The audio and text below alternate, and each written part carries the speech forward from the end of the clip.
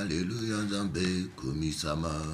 Loya mwana, Nzambe nanga ina embeli yonde, komisama. Messi yonde, Nzambe nanga. Voilà. Soyez bénis dans le doux et précieux nom de Jésus, notre Seigneur et Sauveur. Normalement, c'est pas prévu que je puisse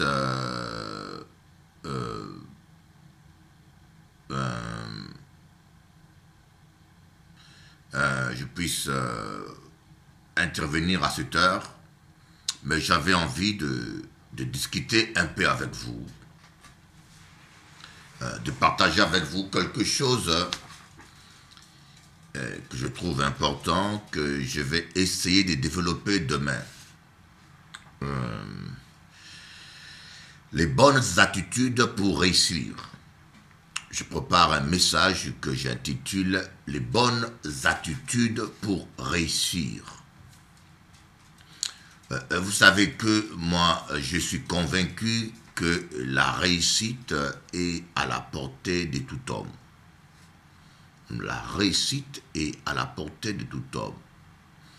Et quand nous parlons de la réussite, ici, je pense que sans sagesse, on ne peut pas réussir. Amen. Sans sagesse, je pense que personne ne peut réussir. Que cela soit dans son couple, que cela soit dans le travail, que cela soit dans le ministère. C'est la raison pour laquelle dans Proverbe chapitre 8, Salomon va dire « La sagesse vaut mieux que 1000 objets de perles ». Et c'est vrai, la sagesse vaut mieux plus que tout. Mais aujourd'hui, je ne vais pas parler de la sagesse. Je vais vous parler des qualités minimum pour réussir. Avec le Seigneur, dans le ministère, même pour réussir dans la vie. Je crois réellement que Dieu n'a pas créé de vaurien. Ça, c'est ma conviction profonde. Si les gens veulent vous faire croire que vous êtes un bon à rien, j'en suis convaincu que nous sommes toujours, tous, nous sommes incompétents dans quelque chose. Tous, nous sommes incompétents dans quelque chose et compétents dans quelque chose aussi. Bon, si vous paraissez incompétent ou les gens vous traitent de bon à rien, c'est sûrement parce que vous n'êtes pas là où Dieu vous a destiné. Et toi, allez, ce chien-là, il va faire ses besoins dans ma chambre. Moi, je vais la taper. Ah oui. Je ne rigole pas, hein, c'est pas possible. Vous vous rendez compte, ce chien-là, il commence à jouer avec moi. Et il a une toilette chez lui, dans la cuisine, il a tout. Et il ne sait rien faire de mieux qu'aller dans ma chambre déposer ses grenades. Ah oui, il aura une fessée. Lolo, je t'ai dit, tu vas les regretter aujourd'hui, hein. Eh, tu rentres, non, tu rentres. Fais trop de bêtises. Pas vrai, ça. Il y en a au moins un qui m'énerve. Ah là là là là là là là là, Seigneur, calme-moi. Bon, ça me fait parfois rire aussi. Bon, je ne vais pas trop la taper. Je disais quoi? Je disais, il m'a bloqué. On est tous compétents quelque part et incompétents quelque part. Vous voyez, je ne crois pas que Dieu a créé des hommes à tout faire. Quand l'apôtre Paul dit « Je puis tout par celui qui me fortifie », il ne dit pas qu'on peut tout faire. Il dit « Il peut tout faire, il peut faire tout ce que Dieu l'appelle à faire. » Voilà. Si Dieu m'appelle à faire quelque chose, donc il est avec moi dans ce voie, donc je veux arriver parce qu'il va me fortifier pour y arriver. vous voyez, des fois, on prend des versets en dehors de leur contexte et on se lance dans n'importe quelle chose et on dit « je prie tout par celui qui me fortifie ». Non, ici l'apôtre Paul fait allusion, dans ce verset veut dire simplement que je prie tout dans ce que Dieu m'appelle à faire. Si Dieu m'appelle à construire une maison, c'est qu'il me donnera la capacité d'y arriver. Et si Dieu m'appelle peut-être à conduire un avion, il me donnera la capacité, parce qu'il me fortifiera pour cela. Donc il n'y a pas de bon à rien. Chacun a un talent. Vous avez un talent, vous avez des capacités. D'ailleurs, j'avais préparé un message qui s'intitule « Il y a quelque chose de bon en toi ». Il y a quelque chose de bon en toi. Voilà. Donc, je voulais un peu parler de cela. Et quelles sont les bonnes attitudes pour réussir? La première attitude, c'est l'humilité. Mes frères, n'oubliez pas que Dieu résiste aux orgueilleux. Et il fait une grâce aux humbles. Et l'humilité, c'est l'opposé de l'orgueil. Et l'humilité, c'est cette capacité-là qui nous permet de faire un autocritique objectif. Quelqu'un d'orgueilleux ne peut pas faire un autocritique objectif. Mais l'humilité nous permet de nous remettre réellement en question. On fait un autocritique objectif. C'est ce que l'apôtre Paul va dire dans 1 Corinthiens. Si nous jugeons nous-mêmes, nous ne serons plus jugés. C'est un peu ça. Si nous jugeons nous-mêmes, nous ne serons plus jugés. Ici, il fait allusion à l'autocritique objective. Et savoir se critiquer soi-même. Savoir se remettre en question. Vous savez, il y a des gens qui ne se remettent jamais en question. Et le pire, voilà, c'est ça, nous voyons dans ce verset dans 2 Corinthiens, chapitre 13, le verset 2, le verset 5, il dit « Examinez-vous vous-même pour savoir si vous êtes dans la foi. Éprouvez-vous vous-même. Ne reconnaissez-vous pas que Jésus-Christ est en vous, à moins peut-être que l'épreuve ne soit pour vous un échec. » Amen. Mais j'espère que vous reconnaîtrez que l'épreuve n'est pas un échec pour vous. Amen. Cependant, nous prions Dieu que vous ne fassiez rien de mal, non pas pour que l'épreuve paraisse pour vous un succès, mais pour que vous fassiez le bien, même si pour nous l'épreuve semble être un échec. Car nous n'avons pas la puissance contre la vérité, mais nous n'avons pas la puissance contre la vérité, mais nous n'en avons que pour la vérité. Nous nous réjouissons lorsque nous sommes faibles, tandis que vous êtes forts. Et ce que nous souhaitons dans nos prières, c'est votre perfectionnement. Amen.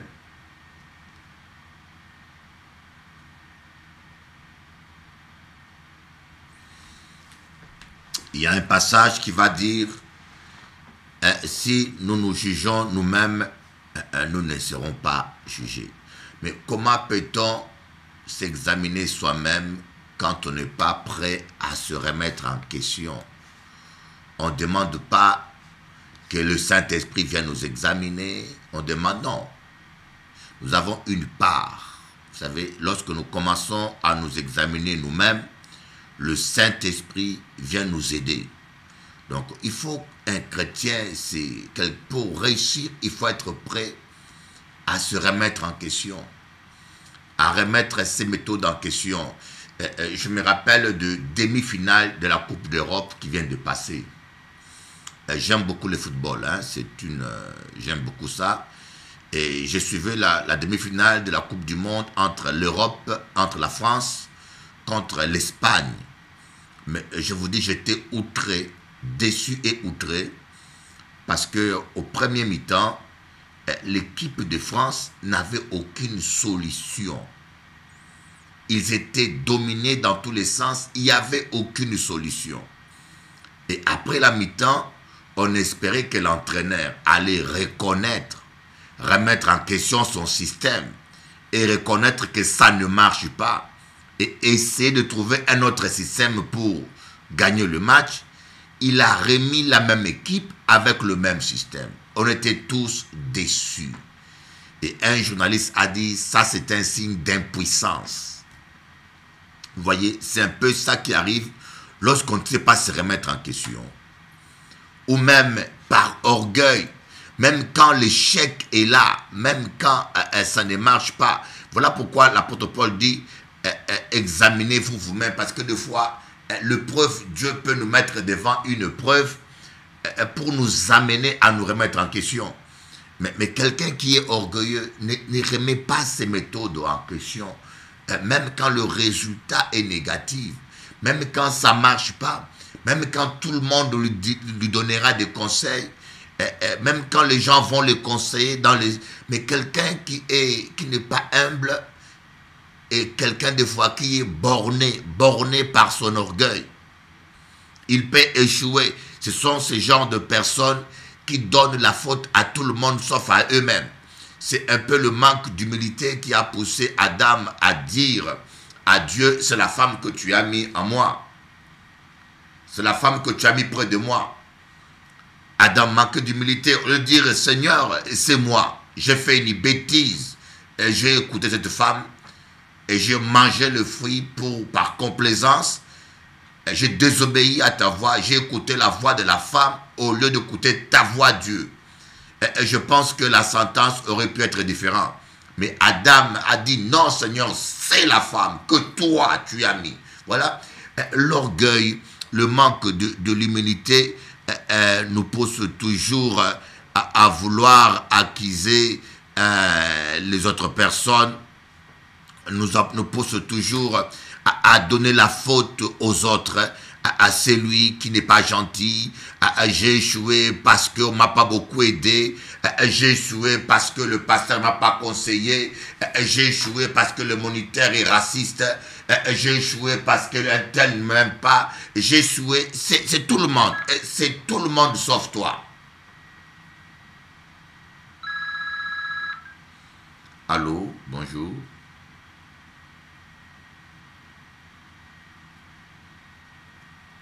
Oui.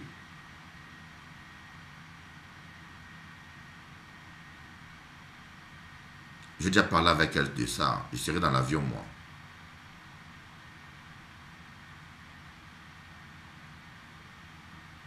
Mais...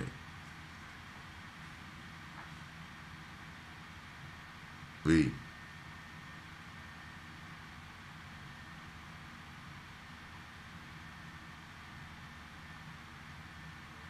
Oui.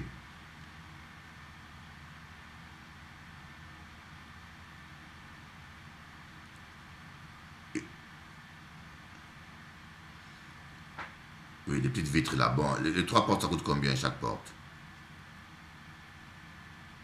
Oui, oui, dis-le que ce n'est pas de portes pleines, c'est de portes avec... oui. Non, parce qu'il y a des portes qui sont en bois plein, c'est-à-dire que tout est en bois massif. Mais le porte de cette maison, c'est pas c'est deux contreplaqués qui sont collés autour d'une porte. Tu comprends? Oui. Voilà. Non, tu n'as pas compris ce que je dis. Il y a des portes qui sont en bois remplies à l'intérieur. Et ça coûte plus cher. Mais il y a des portes qui sont en bois, mais qui ne sont pas remplies. C'est des légers contreplaqués qui sont collés. Guillaume connaît. Il les remplace quand? Oui, il faut qu'il les remplace le plus tôt possible. Je vous dis que s'il peut le faire le plus tôt possible. D'ailleurs, remplacer une porte, c'est même pas... Même toi, tu peux le faire. Je ne sais pas si tu... Il n'y a rien de compliqué. Même moi, je peux le faire.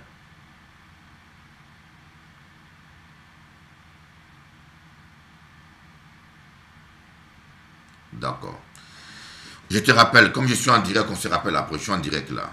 Ok, à bientôt. Ok. Donc, je parlais de l'autocritique. Et c'est important, l'humilité. La Bible dit que l'une des qualités de Moïse, quand nous allons dans Exode, je crois bien au nombre, on dit que Moïse était un homme humble plus que n'importe quel homme sur la surface de la terre. David était aussi humble, David.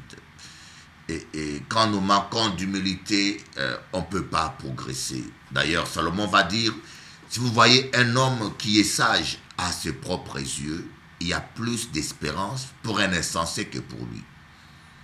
Un homme qui est sage. Donc, ça veut dire quoi, un homme qui est sage à ses propres yeux? Un homme qui est sûr de sa perception des choses et qui ne coûte personne. Vous savez, il y a des gens qui disent, moi, je suis... Ils ont toujours raison. C'est-à-dire qu'ils divorcent une première fois, c'est la faute de l'autre femme. Une deuxième fois, c'est la faute de l'autre femme. Une troisième fois, c'est la faute de l'autre. Donc, il est sage à ses propres yeux. Il est convaincu. Combien de fois vous dites, mais moi, je suis bon. Oui, tu dis que tu es bon. Mais est-ce que ton enfant t'a déjà dit que papa, tu es bon? Hein? Est-ce que ta femme t'a déjà dit que, écoutez, mon mari, tu es bon? Et vous savez, moi, quand mon ex-femme a décidé de partir, j'étais un peu embêté, bien que je ne me reprochais rien, bien que j'avais tout fait pour sauver ce que je pouvais sauver, mais elle avait dit certaines paroles qui m'avaient perturbé. Elle avait dit certaines paroles qui m'avaient perturbé étant qu'homme. Comme quoi que je n'étais pas un bon mari, comme quoi, elle a dit certaines paroles vraiment qui m'avaient perturbé. Mais avec les années, je remercie le Seigneur parce que je savais qu'est-ce que j'étais, mais elle a changé de langage avec le temps. Et maintenant, elle me dit que je suis le meilleur homme qu'elle a connu dans sa vie. Et c'est important que d'entendre l'opinion des autres sur toi. Vous voyez, vous ne devez pas dépendre des opinions des autres. Mais c'est quand même important.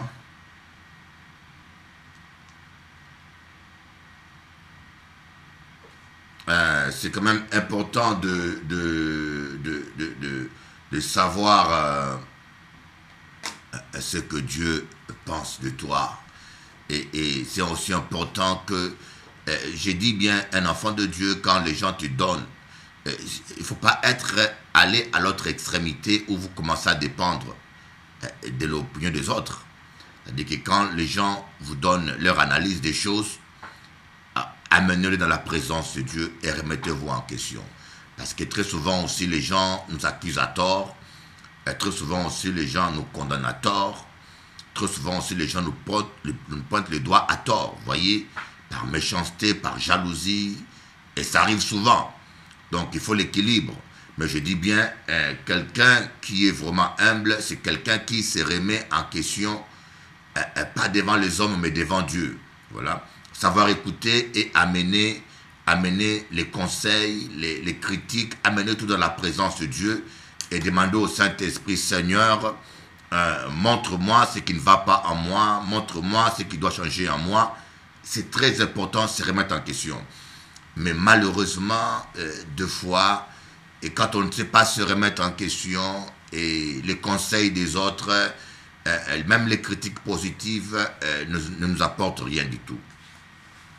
Mais pour avoir cette capacité de se remettre en question, c'est l'humilité. L'humilité. L'humilité. Les qualités essentielles pour la réussite, la première, c'est l'humilité.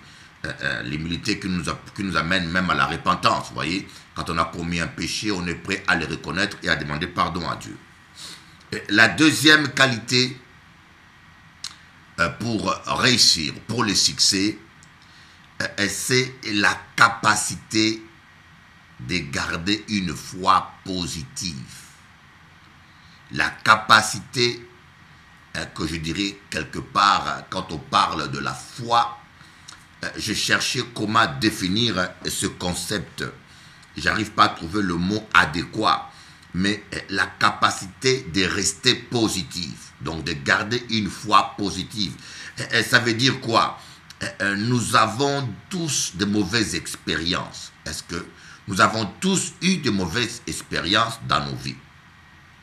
Là, je crois que vous êtes tous d'accord.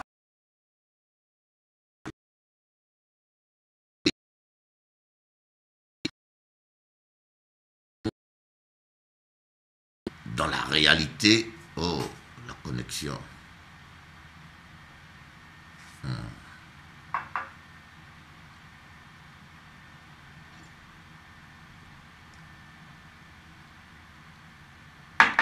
Mais dans la réalité, il nous arrive parfois d'échouer. Amen. Voilà. Voilà. Donc nous allons voir l'exemple de David. David, lorsqu'il va être devant Goliath, il va se rappeler que de ses victoires. Je ne sais pas si David n'a pas connu d'échec.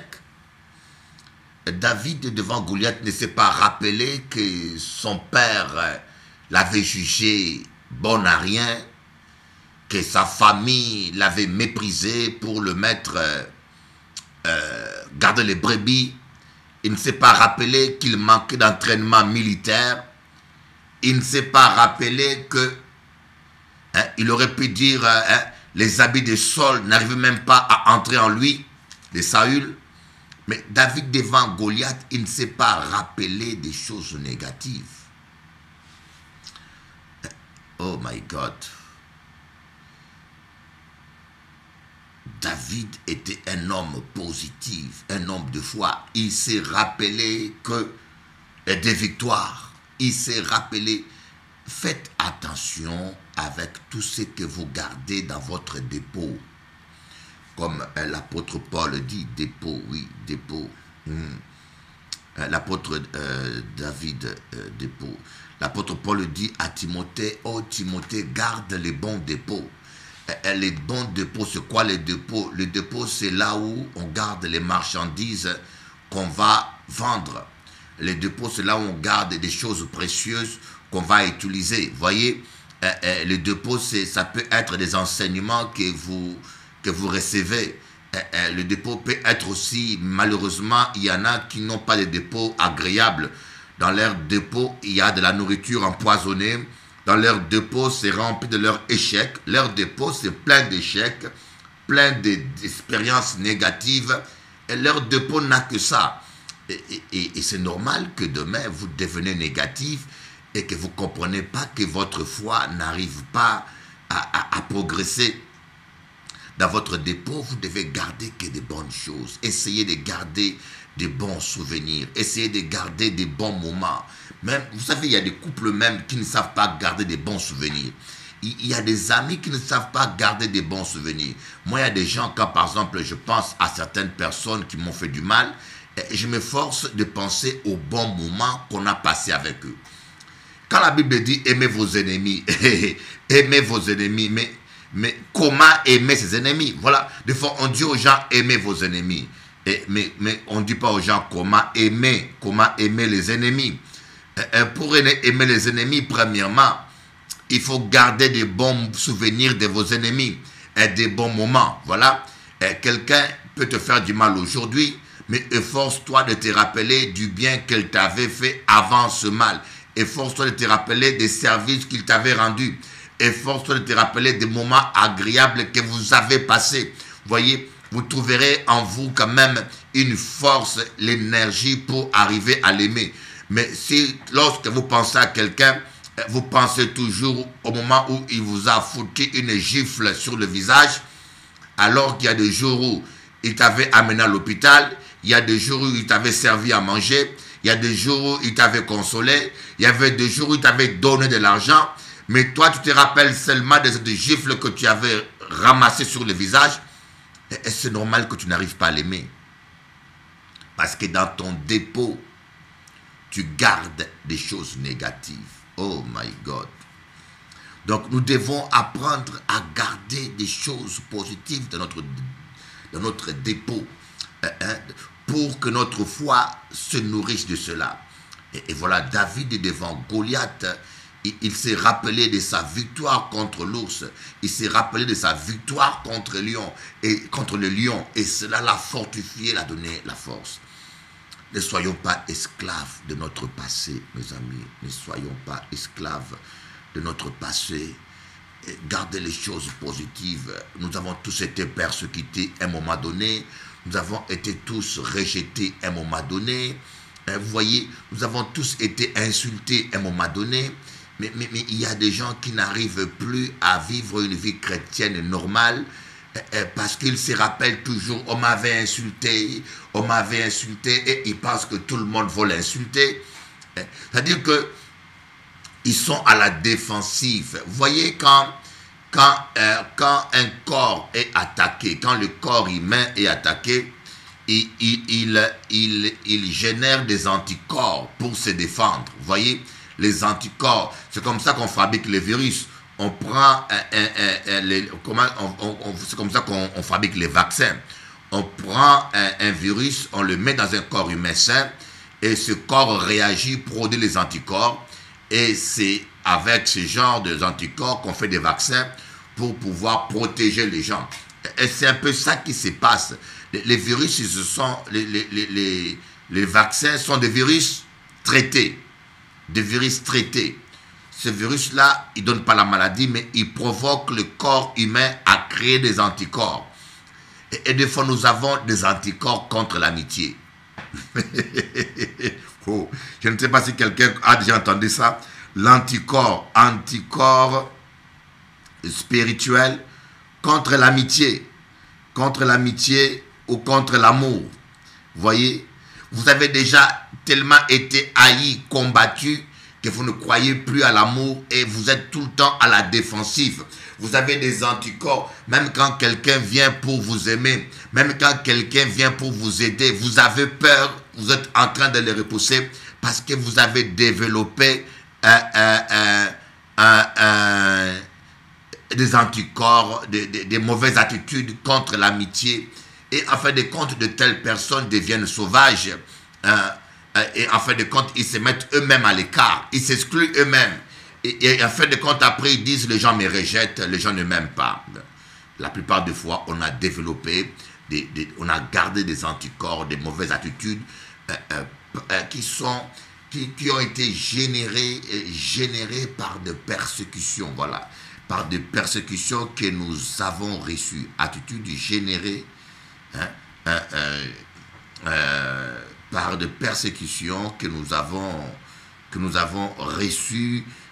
Par exemple, une femme mariée, moi je connais une femme mariée qui était gentille avec son mari, qui le servait tout le temps, qui était modèle, et enfin, mais son mari a abusé.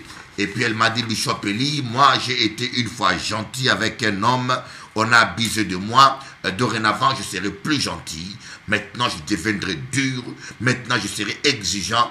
Voilà, une telle personne qui a développé des anticorps contre l'amour. Et en plus, avec de telles résolutions, elle veut refaire sa vie. Et le nouveau mari qui viendra va retrouver une femme déformée. Déformée par son passé. Vous voyez, c'est le nouveau mari peut-être qui est innocent ou qui est bon, qui est gentil, qui va payer les pots cassés. Donc, essayez d'oublier, d'enlever. Donc, pour prendre un bon départ, réussir, mes amis, il faut que nous ayons cette capacité d'oublier notre passé, de ne pas garder dans nos dépôts les mauvaises choses. Et surtout, j'aimerais insister, c'est comme je dis à un frère ce matin, je lui ai dit, dans une maison, il y a toujours des toilettes. Vous êtes d'accord avec moi? Dans toutes les maisons où il y a des gens civilisés, il y a toujours des toilettes. Quand un invité vient ou quand les enfants viennent, ils vont aux toilettes. Quand ils font leurs besoins, ils tirent la chasse. Et on passe à autre chose. Ce qui permet qu'il y ait de bonnes odeurs dans une maison et qu'on soit toujours propre. Bon, imaginez-vous, quelqu'un vient dans votre maison, il fait ce besoin, Et toi, le papa, tu sors ça et tu le mets au salon. Ben, voilà, vous savez, c'est ça. C'est ça parfois qu'on fait. Même un bébé, vous savez, moi mon bébé avait un pot pour faire ses besoins. Et quand l'enfant faisait les besoins dans le pot, il partait, on le suait et je prenais le pot, je l'amenais aux toilettes et je déversais aux toilettes et je tirais la chasse. Bon, imaginez-vous que votre enfant fait le besoin dans un pot et toi, le papa, tu vas prendre le pot, tu le mets au milieu du salon. Pendant que tout le monde est au salon en train de manger, tu prends le pot de l'enfant, tu le mets au milieu. C'est un peu ce que nous faisons. Il y a des choses, comme on dit, des choses mauvaises, des mauvais souvenirs, des mauvaises attitudes que les gens nous ont fait dans le présent ou dans le passé. Apprenons à les oublier, à tirer la chasse. Apprenons à les mettre à la poubelle. Mais chaque fois que nous en parlons, tu es avec ta femme au lit, tu es avec ta femme au salon. Au lieu de parler de bonnes choses, vous êtes en train de parler toujours du mal qu'on vous a fait, du mal qu'un tel a fait, du mal. Vous êtes simplement en train de mettre des choses mauvaises au milieu de vous. Voyez, quand un enfant fait un besoin dans un pot, on amène le pot dans les toilettes, on tire la chasse. Apprenez à tirer la chasse. Apprenez à faire un trait avec votre passé. Voyez, quand nous voyons par exemple, quand un enfant naît, un cordon ombilical, quand un enfant naît, et pour qu'il sorte du ventre de la maman, on prend un ciseau, on coupe le cordon ombilical et il sort de son passé. Voyez, c'est un peu ça que nous devons faire. Savoir couper le cordon ombilical avec notre passé. Il y a un passé, si vous ne savez pas couper avec votre passé négatif, vous ne pourrez pas aller plus loin. Vous ne pourrez pas progresser dans la vie. Apprenez à ne pas parler des choses négatives. Apprenez quand vous êtes ensemble d'oublier le mal qu'on vous a fait, que les gens sont jaloux ou que les gens ne vous aiment pas, que les gens vous combattent. C'est normal. Les gens vous combattent, on combat tout le monde. Les gens sont jaloux et c'est normal, c'est ça la vie. Oui, c'est ça la vie.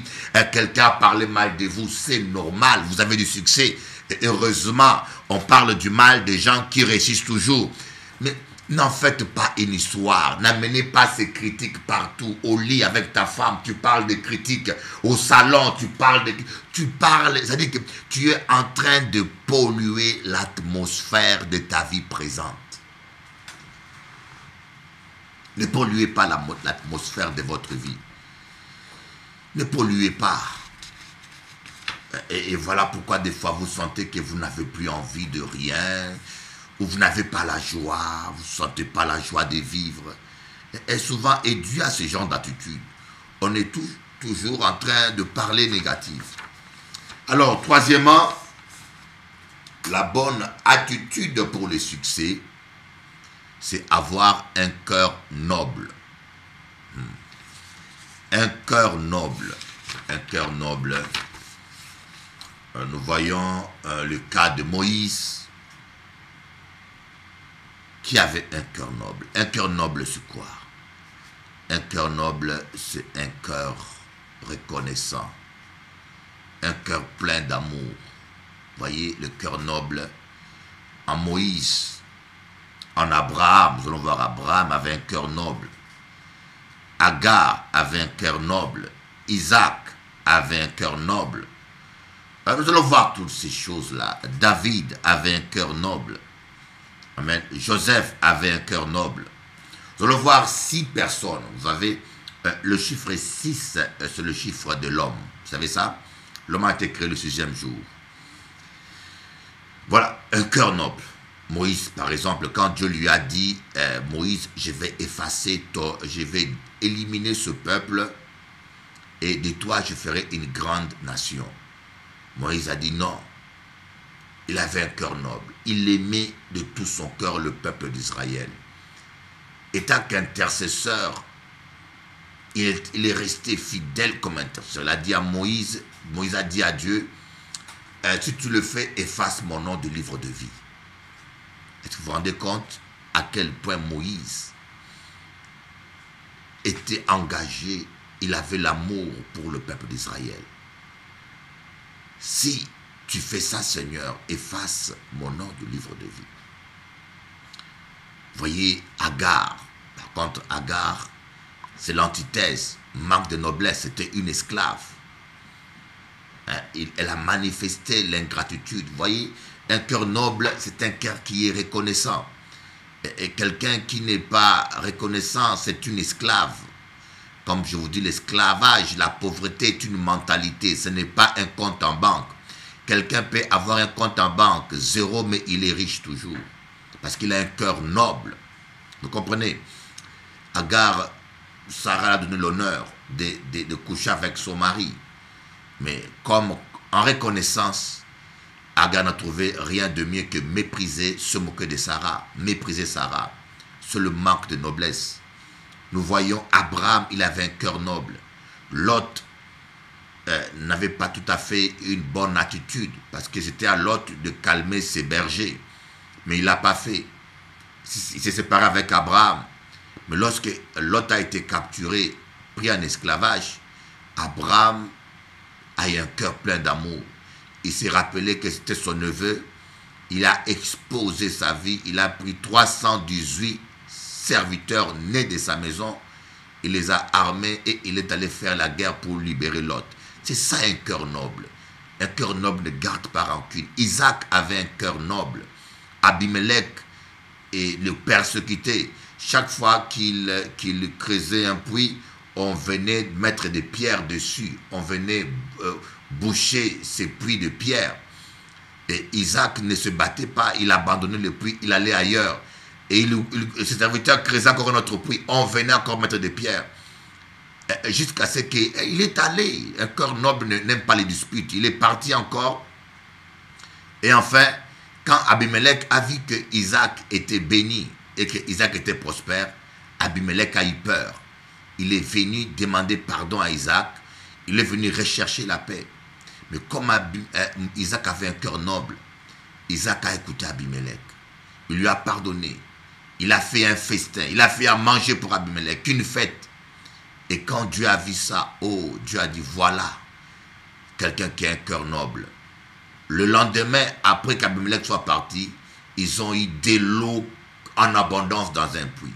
Voilà, un signe de Dieu. La même chose que lorsqu'Abraham a récupéré les biens et Lot, lorsqu'il est retourné, il a rencontré Melchisedec. Vous voyez, Dieu aime quand on pardonne. Joseph, c'est la même chose. Joseph avait un cœur noble. Ses frères qui étaient à sa merci, qu'il avait trahi, Joseph ne les a pas rappelé leur passé. Vous voyez, les gens qui réussissent, ils oublient les choses négatives. Joseph n'a pas dit à ses frères, oh, vous m'avez fait ça, vous vous rappelez, toi, tu m'as lancé un bâton là, tu te rappelles maintenant, vous m'avez ligoté les bras, vous voyez, vous ne croyez pas mes songes. Joseph n'a eu aucun discours accusateur ou justificatif. Joseph a dit, ne vous mettez pas à genoux. Dieu peut-être a permis ça pour qu'aujourd'hui que je vous sauve, que je vous vienne en aide. C'est ça quelqu'un de noble. Il passe son temps toujours à chercher la petite bête, la petite faute de quelqu'un, mais il essaye toujours de justifier les autres. Et nous voyons Moïse a réussi, nous voyons Abraham a réussi, Isaac a réussi, David a réussi, Joseph. Mais ils avaient un cœur noble. Et David, celui qui a coupé la tête de Saül, a amené la tête de Saül à David. Et David ne s'est pas réjoui. David a fait un deuil. Quand il a su que son ennemi qui le persécutait est mort, il a fait un deuil. Et puis il a ordonné qu'on puisse tuer celui qui a coupé la tête de Saül. Voilà un cœur noble. Mais combien de gens se réjouissent lorsque leurs ennemis ont des problèmes? Quatrième point, la détermination dans nos priorités. Oh. Je vois que vous ne réagissez pas. Je pense que je vous fatigue, il faut que je m'arrête là. je vais m'arrêter là. C'est l'enseignement de demain que je prépare là. Je me prépare avec vous, mais je vois que le chat ne fonctionne pas. Je ne sais pas qu'est-ce qui se passe. Ah non, ok. Voilà. Ok. Alors nous voyons ici la détermination dans nos priorités. Et la première chose que j'aimerais vous dire, ne suivez pas plusieurs lièvres à la fois. Ne suivrez pas plusieurs lièvres à la fois. Il y a des gens qui n'ont pas d'ordre dans leurs priorités. Il faut savoir quelles sont vos priorités. Il faut tracer vos priorités. Il faut que vous ayez une vision claire. Joseph avait une vision claire. Il savait qu'il serait prince en Égypte. Amen. Joseph avait une vision claire. Il savait qu'il serait premier ministre en Égypte. Vous voyez, quand la femme de Potiphar est venue avec autre chose, il a dit non, ce n'est pas ma vision ça. J'ai une vision. Je serai premier ministre en Égypte. Donc, je ne cherche pas à être amant de la femme de Potiphar. Et ma ressource, c'est clair, c'est Dieu. Ce n'est pas toi la femme de Potiphar. Ce n'est pas toi la femme de Potiphar qui est ma ressource, c'est Dieu. Donc vous devez être clair. Ayez une vision claire. Quelqu'un qui n'a pas une vision claire ne peut pas être déterminé. Vision claire. Quelqu'un qui n'a pas une vision claire ne peut pas être déterminé. C'est quoi une vision claire? Une vision claire, c'est Dieu m'appelle à être Premier ministre. Mes ressources, c'est Dieu. Quand les choses sont claires, et ça vous donne une détermination.